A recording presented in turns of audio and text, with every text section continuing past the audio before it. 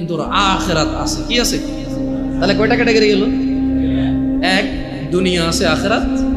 দুই, দুনিয়া নাই আখিরাত। তিন, একটা ক্যাটাগরি আছে যাদের দুনিয়াও আছে আখিরাতও আছে। সুবহানাল্লাহ। এরা দুনিয়া তো বেশ সুখের জীবন যাপন করে আল্লাহর সন্তুষ্টির সাথে। এদের যখন অসুখ হয় এরা সবুর করে, প্যানিক হয়ে যায় না, হতাশা হয় না। কোনো আসমানও যদি ভেঙে পড়ে এদের হৃদয়ে একটা প্রশান্তি আছে যে আলহামদুলিল্লাহ, এটা ভাঙলে আমার কি আছে, এটা কি আমার না, যার আসমান সেই ভাঙছে আমার কি।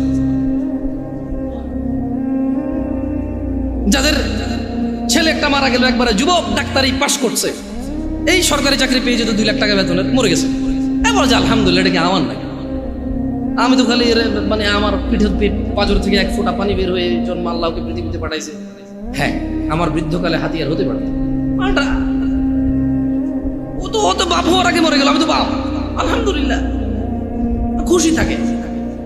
দুনিয়া তো মানুষ ইজ্জত করে, সম্মান করে, মানে কোন রকম দুনিয়া এবং আখিরাত কি এদের আছে। কয়টা ক্যাটাগরি হলো?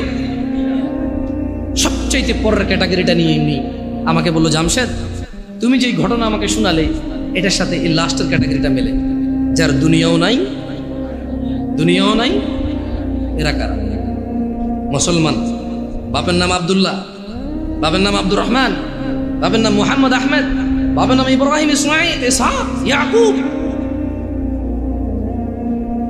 এর দুনিয়াও নাই আখিরাতও নাই।